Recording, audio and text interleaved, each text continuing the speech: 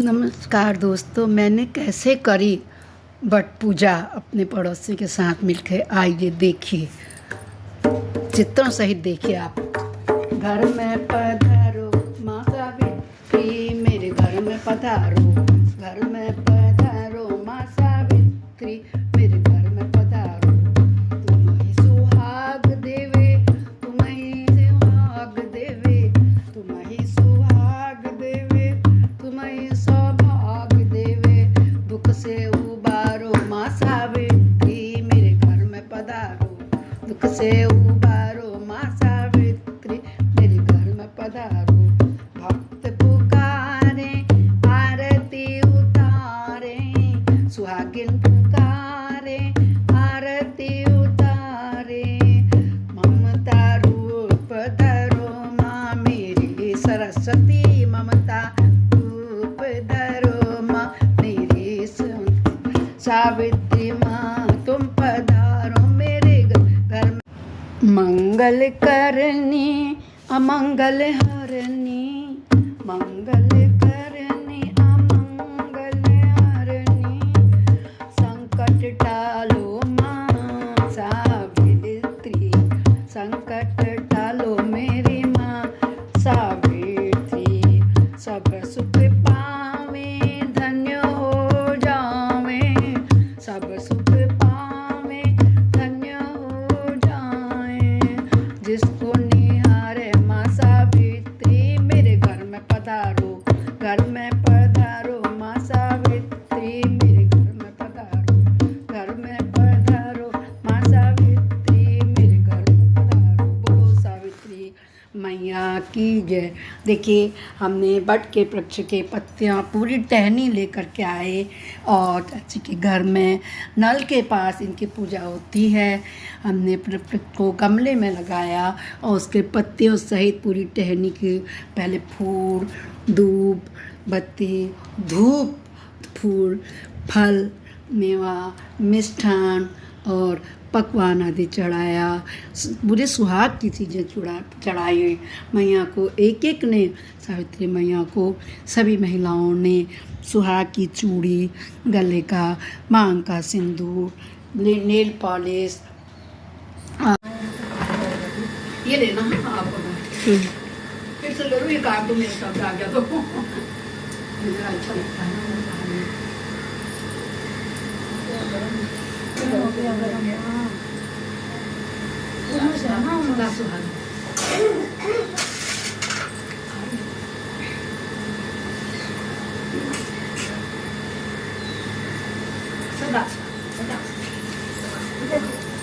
उधर से दूर पड़ेगा ना। हाँ,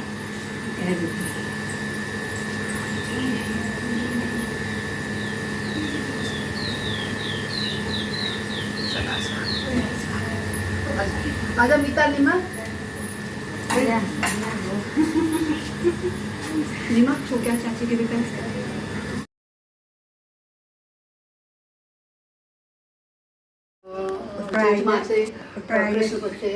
अमावस्याम तीर्थो क्या बात है, गुरुवार से अहम कर लो, अपने अपने राशियों का नाम ले लो। अहम सौभाग्यम सुख सौभाग्यम पति दीर्घायु प्राप्तम इमाम व्रतम अहम करिष्ये। अपने वहाँ पर नीचे छोड़ दो। आप सब लोग अपने अपने नीमा को जया को उठना पड़ेगा या जो भी होगा। अब यहाँ आकर के पहले पत्तों में अभिख्या चढ़ाओ, फिर एक एक चम्मच पानी चढ़ा सकते हैं ऊपर। चलो पेड़ पे एक एक चम्मच पानी चढ़ा। थाली हो रहा है, केली पर रखूंगी ना, मैंने सोचा पानी चढ़ा दो पेड़ पे। हाँ, पेड़ पे तो हाथ लगा दो तुम दोनों लोग।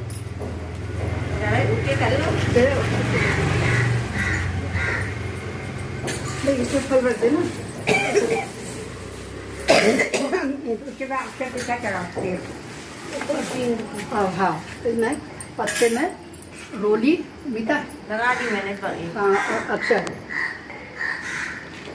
तं गजाननं भूतगणादिसेवितं जम्बो फलचारुभक्तं उमासुतं शोभनाशिकारकं नीलाम्बुदशानं कोमलाङ्गं सीतासुधारो तत्त्वाङ्गानं पाणो महाकाय चारुचापं नमः।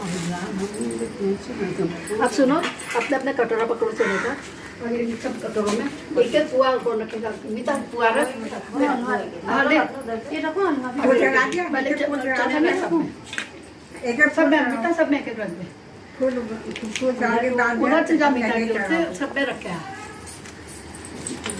तो बोलते क्या जाओगे? सावित्री देवी नमः, सावित्री देवी नमः, सावित्री देवी नमः, सावित्री देवी नमः, सावित्री देवी नमः, सावित्री देवी नमः। 12 पत्तों में हाँ 12 पत्ते दो फूल चढ़ा दो। सावित्री देवी नमः। ले जाओ ले जिसके यहाँ जो सामान है थोड़ा सा चढ़ा दो। सब चढ़ा दो। सावित्री देवी नमः, सावित्री देवी नमः, सावित्री। ये वर्षमत का होता है ना 12 का, ठीक है। नीमा पुए रख ली, पुए रख बना के तो रख दिए। गैलेक्सी वेगा में तो आज हम सुनाएंगे आपको बड़ी सावित्री कथा। सबको पता ही है, अच्छा है हमारे साथ जुड़ी है, बहुत अच्छा लगा। मैंने पहले भी तो किया है। एक बार किया था, एक बार वहाँ नहीं किया मेरे घर में। मेरे यहाँ तो एक बार आई, एक ही बार यहाँ एक बार आई। करा भाभी के साथ एक बार किया। हाँ, यहाँ एक बार नाम तुम्हारे घर आए। हाँ चलो चाची कुर्सी हम लगा दें। नहीं रहने दो, ठीक है। फोटो मेरे फोटो के है, फोटो देखो, उनकी फोटो देखो। ये आपकी भी गीता की भी बात है। मेरे का कैसे उनकी दे। ये फूल पकड़ना एक फूल हाथ में ले लेंगे।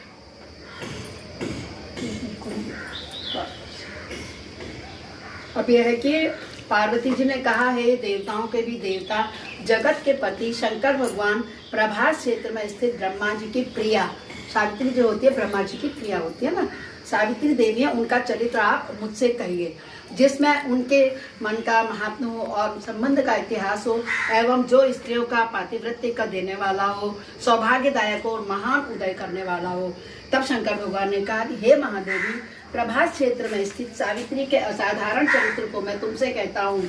हे महेश्वरी, सावित्री स्थल नामक स्थान में राजकन्या सावित्री ने जिस प्रकार से उत्तम वट सावित्री का व्रत का पालन किया, मध्य मतलब मद्रास कहाँ है? मद्रास देश में एक धर्मात्मा सभी प्राणियों के हित में तत्पर रहने वाला, राजधानी तथा राज्य में रहने वाली प्रजाओं का प्रिय अश्वपति नामक राजा था, जो कि क्षमाशील, संतान रहित, सत्यवादी और इंद्रियों को वश में रखने वाला था।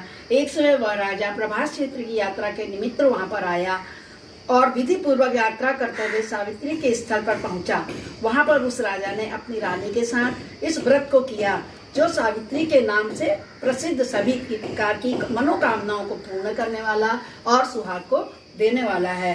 भूर्भुवः स्वः, जो हम कहते हैं ना भूर्भुवः स्वः 3, तो अगर किसी को नहीं आता तो इसके 3 अर्थ है, भूलोक, भूलोक और स्वर्गलोक। कहते हैं ना गायत्री मंत्र जपा करो, पहले पुरुष जपते थे, अब स्त्रियों को भी यह अधिकार मिल गया है। तो इस मंत्र की साक्षात मूर्ति बनाकर स्थित श्री ब्रह्मा जी की प्रिया सावित्री देवी उस राजा पर प्रसन्न हो गई। कमंडल को धारण करने वाली वह सावित्री देवी दर्शन देने के बाद पुनः अदृश्य हो गई और बहुत दिनों के बाद उसी राजा के यहाँ देवी के समान रूप में, कन्या के रूप में उन्होंने जन्म लिया। सावित्री ने प्रसन्न होकर दी और सावित्री की पूजा करने के बाद हुई अतः राजा ब्राह्मणों की आज्ञा से अपने उस कन्या का नाम उन्होंने सावित्री रख दिया। वह राजकन्या सावित्री साक्षात शरीर धारण करती हुई लक्ष्मी के समान शोभित होती हुई बढ़ने लगी और धीरे धीरे सुकुमार अंगों वाली वह यौवनवती, जिसके मध्य भाग सुंदर और नितंब भाग विस्तृत थे और जो सुवर्ण की प्रतिमा के समान दिखाई पड़ती थी, लोग उसे देखकर यही समझते थे कि यह कोई देव कन्या है। कमल के समान विशाल नेत्रों वाली एवं तेज से अग्नि के समान प्रज्वलित होती हुई वह सावित्री भृगु द्वारा कहे हुए सावित्री व्रत को करने लगी, जिसके प्रारंभ में सुंदर वर्ण वाली उस उपवास करके सिर से स्नान की हुई सावित्री देवता की प्रतिमा के पास जाकर अग्नि में हवन करके ब्राह्मणों से स्वस्थ वाचन करवाया और उन ब्राह्मणों से अवशिष्ट पुष्पांजलि ग्रहण करके सखियों से घिरी हुई लक्ष्मी देवी के समान सुंदर रूप से सुशोभित वराह रूप राजकन्या समीप जाकर पिता के चरणों में प्रणाम कर प्राप्त पुष्पांजलि को निवेदित कर हाथ जोड़कर राजा के पास उपस्थित हुई। युवावस्था को देखकर उसके विषय में मंत्रियों से सलाह लेकर राजकन्या से कहने लगे उसके पिता, हे पुत्री, तुम्हें योग्य वर देने का समय आ गया है। मुझसे कोई तो तुम्हारे तेज घर्षित होकर तुम्हें मांगने के लिए भी नहीं आता है और मैं विचार करने पर भी तुम्हारी आत्मा के अनुरूप वर को नहीं दे पा रहा हूँ। सो हे पुत्री, देवताओं के निकट में जिस तरह निंदनीय न हो वैसा तुम करो। मैंने धर्मशास्त्रों में पढ़ा और सुना भी है कि यदि पिता के गृह में रहती हुई विवाह के पहले ही जो कन्या रजो धर्म से युक्त हो जाती है वह शूद्रा के समान समझी जाती है, उसके पिता को ब्रह्महत्या के समान पाप लगता है। इसलिए हे पुत्री, मैं तुमको भेज रहा हूँ कि तू स्वयं अपने योग्य वर को ढूंढ लो। वृद्ध मंत्र के साथ जाओ और मेरी बात को सुनो। जब लड़की जवान होती है तो माँ बाप ये सोचते हैं कि लड़की जवान हो गई कि अब इसके लिए सोचना चाहिए, तो रिश्ते आने शुरू हो जाते हैं। मगर सावित्री के लिए कोई आया ही नहीं रिश्ता, क्यों? क्योंकि वो तो ब्रह्मणी ठहरी। तो उन्होंने कहा तुम खुद ही अपने लिए अपने को तो ढूंढो, नहीं तो मैं मरने के बाद देवताओं को क्या जवाब दूंगा। तो उन्होंने कहा ढूंढ लो, मंत्रों के साथ उसको भेज जाते। उसने क्या कहा, इसके बाद जैसा कहते हैं वैसा ही होगा। ऐसा कहकर सावित्री घर से निकलकर राजेश्वर के रम्य तपोवनों की ओर चल पड़ी और वहां पहुंचकर माननीय वृद्धजनों को प्रणाम कर सभी तीर्थों और आश्रमों में जाकर पुनः बैठे हुए देखा। आसन पर बैठे हुए नारद जी को प्रणाम करती हुई मुस्कुराती हुई जिस कार्य से मैं वन में गई थी सारी कथा उसको सुना दी कि मतलब मैंने वर का वरण कर लिया है। उस समय उनको छोटा सा एक बालक नहीं, सावित्री बोली, हे देवर्षि नारद, साल्व देश में धर्मात्मा धूमत सेन, सत्यवान के बाप का नाम था धूमत सेन नाम से विख्यात एक क्षत्रिय राजा हैं जो दैववश अंधे हो गए हैं। उस समय उनका छोटा सा एक बालक और उसकी माँ थी। ऐसे समय में अवसर पाकर उनका पूर्व बैरी रुक्मी नामक एक सामंत राजा ने उससे राज्य छीन लिया। अतः वह आए धूमत सेन छोटे बच्चे को साथ ले हुए आज अपनी स्त्री के साथ जंगल की ओर चल दिए हैं। उनका वह पुत्र वन में बड़ा होकर परम धार्मिक सत्य बोलने वाला है। अतः अपने अनुरूप पति समझकर मैंने उसे मन से वरण कर लिया है। और नारद जी को बता रही है सावित्री कि वो अंधे धूमत सेन के बेटे को कर लिया। अभी बताएगी नाम उनका सत्यवान है। तो यह सुनकर नारद जी ने कहा, हे राजन, सावित्री ने यह बड़ा कष्टप्रद कार्य कर डाला। बाल बुद्धि होने से केवल गुणवान समझकर सत्यवान को वर्ण कर लिया। उसका पिता सत्य बोलता है, माता सत्य बोलती है और वह स्वयं भी सत्य बोलता है। इससे उसका नाम मुनियों ने सत्यवान रखा। किसका? उनके बेटे का, अंधे राजा के। उनको नित्य अश्व घोड़े प्रिय हैं और मिट्टी के घोड़े बनाया करता है। चित्र में भी घोड़ों को लिखता है, इससे उसका नाम चित्राश्व भी है। सत्यवान दान और गुण में वृद्धदेव के शिष्य के समान है, ब्राह्मणों की रक्षा करने वाला और सत्यवादी और शिवी के समान है। ययाति के समान उदार, चंद्रमा के समान देखने में प्रिय लगने वाला, रूप में दूसरे अश्विनी कुमार के समान और धूमत सेन के समान बलवान है। किंतु केवल यही एक दोष है। इसमें दोष था, क्या था? कोई दूसरा कोई नहीं, सत्यवान आज से ठीक 1 वर्ष श्रीणायु हो जाएगा और देह त्याग कर देगा। तो इसलिए हम ये जो 12 लगाते हैं ना पत्ते, 12 में पत्ते करते हैं, तो 1 साल तक का होता है कि वो हमने सत्यवान देवी का पूजा की। इस प्रकार नारद जी की बात सुनकर राजकन्या सावित्री ने राजा से कहा, राजा लोग किसी एक बार कोई बात करते हैं, ब्रह्म देवता ब्राह्मण भी एक ही बार करते हैं और एक ही बार किसी को कन्या दी जाती है। ये तीनों कर्म एक ही बार किए जाते हैं, बार बार नहीं। मतलब मैंने अपने वन से वर को चुन लिया है एक ही बार, अब चाहे उसकी 1 ही साल की जिंदगी हो, दीर्घायु हो अथवा अल्पायु हो, गुणवान हो या निर्गुण, वर का एक बार वर्णन कर लिया, अब दूसरे वर को वर्णन नहीं करूंगी। पहले मन से निश्चय करके बाद में उसे वाणी द्वारा प्रकट किया, पुनः उसके बाद कर्म द्वारा किया जाता है। इससे प्रत्येक कार्य में मन को प्रमाण माना जाता है, अर्थात मन के विरुद्ध कार्य नहीं किया जाता है। लगी इसके बाद 3 रात्रि बीत जाने पर प्रातः काल मरण तिथि वाले दिन स्नान कर देवताओं को तर्पण करने के बाद चारों हंसनी सावित्री ने सास ससुर का पाद वंदन किया, पैरों को स्पर्श किया। इसके बाद जब कुल्हाड़ी लेकर सत्यवान जंगल की ओर चला, तब जाते हुए अपने पति के पीछे पीछे सावित्री भी आज के दिन चले गई। और तुम तो नहीं जाती थी, आज पता है ना आज कुछ होने वाला है। वन में पहुंचकर सत्यवान जल्दी से फल पुष्प समिधा और कुशों तथा सूखी लकड़ियों का इकट्ठा कर ले जाने योग्य भार लगाने लगे। लकड़ियों को काटते काटते फाड़ते उनके सिर में बहुत उनकी पीड़ा होने लगी, जिससे उस कार्य को छोड़कर वट वृक्ष की एक शाखा का सहारा लेकर वो सावित्री से कहने लगे कि हे सुंदरी, सिर की वेदना मुझे दुख दे रही है, अतः मैं तुम्हारी गोद में क्षण भर सोना चाहता हूँ। सावित्री ने दुखित होकर कहा, हे महाभाव, आप आगे विश्राम करें, पीछे भ्रम को दूर करने वाले आश्रम को चलेंगे। ऐसे ही पृथ्वी पर बैठी हुई सावित्री ने सत्यवान के सिर को अपनी गोद में रखा और वैसे ही उसने कृष्ण मिश्रित काले रंग वाले पिंगल वर्ण वाले किरीटधारी पीत वस्त्र पहने हुए साक्षात सूर्य के समान उदित हुए पुरुष को देखा। जो यमराज थे धर्मराज। उसे देखकर सावित्री प्रणाम कर मधुर वचनों से उसे कहने लगी, आप देवताओं अथवा दैत्यों में से कौन है जो मुझे धर्मच्युत करने आए हैं? मुझे अपने धर्म से च्युत करने के लिए कोई समर्थ नहीं है, क्योंकि हे पुरुषश्रेष्ठ मुझे धधकती आग के लपट के समान ही समझिए। यमराज ने कहा, मैं सब प्राणियों के लिए भयंकर और कर्मानुसार उनको उचित दंड देने वाला यम हूँ। सो हे पतिव्रता सावित्री, समीप में पड़े हुए तुम्हारे इस पति की आयु समाप्त हो गई है, इसे यमदूत नहीं पकड़ ले जा सके, क्योंकि पतिव्रता शांत थी, इसलिए मैं स्वयं आया हूँ। ऐसा कहकर फांस लिए हुए यमराज ने सत्यवान के शरीर से अंगुष्ठ मात्र शरीर वाले जीवात्मा को बलपूर्वक खींच लिया। ये हमारा शरीर जो हम सोचते रहे इतना बड़ा ये नहीं है। जब हमने कभी किसी के गरुड़ पुराण सुना हो तो हमारे शरीर जो होता है अंगुष्ठ मात्र का, जिसको मैं इस मनुष्य योनि में कई हुए कर्मों का फलों को भोगना पड़ता है, तो वो कोई भी नहीं ले जा सके। यमराज के वो सेवक उनको खुद आना पड़ा और उन्हें अपने यम के फांस से, कहते हैं ना जब मृत्यु होती है तो बहुत कष्ट होता है, किसी भी प्रकार का होता है, उन्हें खींच लिया। इस प्रकार यम ने पतिव्रता होने के नाते चलने में न थकती।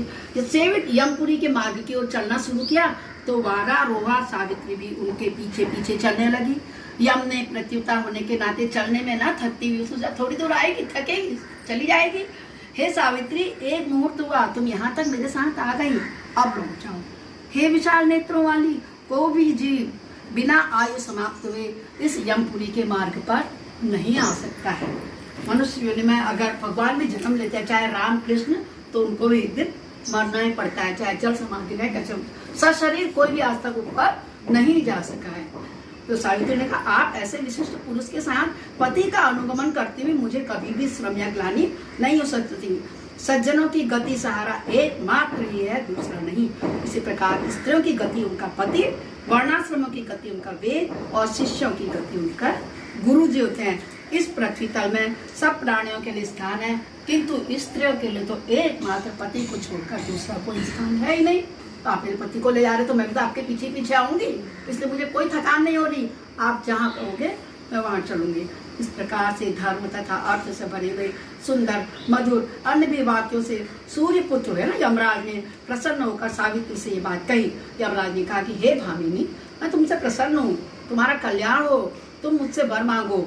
उस सावित्री ने भी विनय से सिर झुकाकर अपने लिए राज्य पाने का वरदान मांग लिया और अपने महात्मा ससुर के लिए भी देखने की शक्ति, आंखें अंधे थी ना, वो मांग ली। साथ साथ पुनः राज्य प्राप्ति भी मांग ली अपने सास ससुर का, और अपने लिए 100 पुत्रों की प्राप्ति मांगी। मुझे 100 पुत्रों की तथा अपने लिए भी 100 पुत्रों की प्राप्ति के लिए वर मान लिया। मगर ये कैसे संभव है?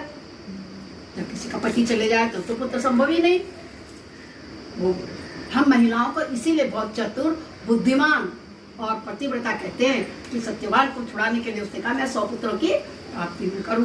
तब पति के लिए पुनर्जीवन दान तथा निरंतर धर्म की सिद्धि प्राप्त करने का वरदान मांगा।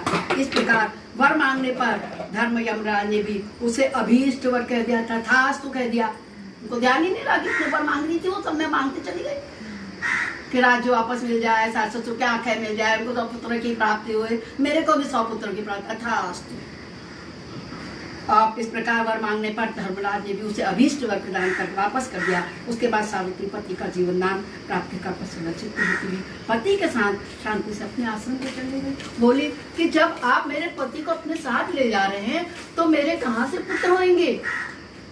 तो यमराज पतिव्रता धर्म के आगे हार गया। उसने क्या किया, उसके पति को छोड़ दिया और वो अपने आश्रम में गई। उसी सावित्री ने जिसकी पूर्णिमा के दिन इस सावित्री को व्रत किया था। कहते हैं जो वैसे पूर्णिमा का व्रत हमारे यहाँ सभी महिलाएं करती हैं, मगर अब इसके बाद जो पूर्णिमा आती है उस दिन भी व्रत को अवश्य करना चाहिए। क्यों? क्योंकि सावित्री ने तो आज के दिन उनके पति वापस मिले थे, तो पूर्णिमा को व्रत किया जा, जिसके प्रभाव से राजा ससुर को पुनः नेत्र प्राप्त हुई। उसके बाद उन्हें निष्कंटक अपने देश तथा राज्य की प्राप्ति हुई और सावित्री के पिता को 100 पुत्र तथा सावित्री को भी 100 पुत्र प्राप्त हुए। इस प्रकार से सावित्री व्रत के संपूर्ण महत्व को मैंने आप लोगों को बता दिया। सावित्री देवी नमः, सावित्री देवी नमः, सावित्री देवी नमः। बोलो सावित्री मैया की जय।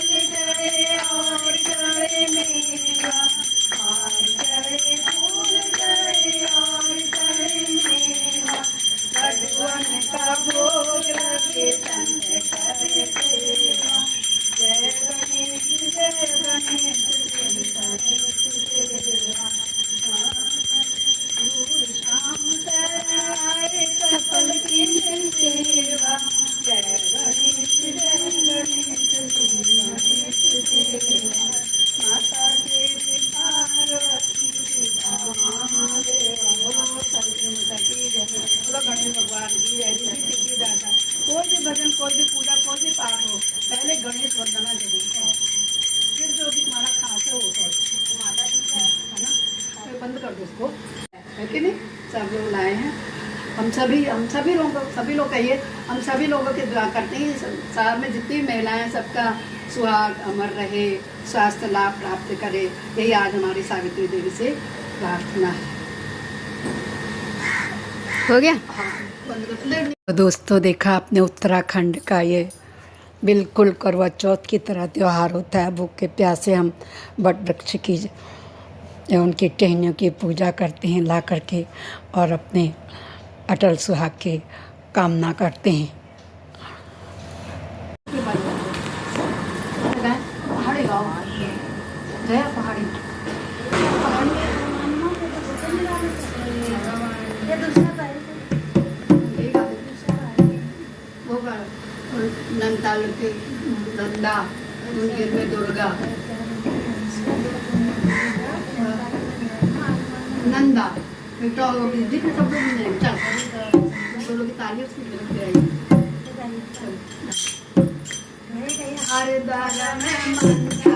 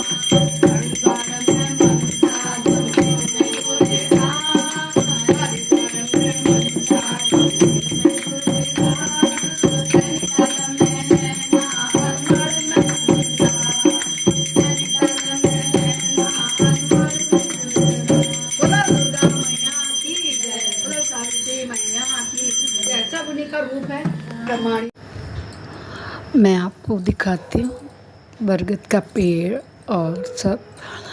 आज शनि जयंती भी है तो आज के दिन शनि मंदिर में भी गए थे। देखिए यहाँ कितना बड़ा पीपल का वृक्ष है। शनि देव जी का मंदिर बहुत सुंदर, बहुत सुंदर। देखिए कितना अच्छा साफ सफाई। और जय शनिदेव। शम शनेश्वराय नमः, शम शनेश्वराय नमः, शम शनेश्वराय नमः। ये देखिए आज वट वृक्ष के नीचे वट सावित्री का पट्टा, यमराज आए हैं। सावित्री सत्यवान के प्राण ले गए, सावित्री उनके पीछे पीछे जा रही है। यहाँ देखिए पूजा की लोगों ने, कितना विशाल वट का वृक्ष है। देखिए आप लोग, बहुत सुंदर वट वृक्ष।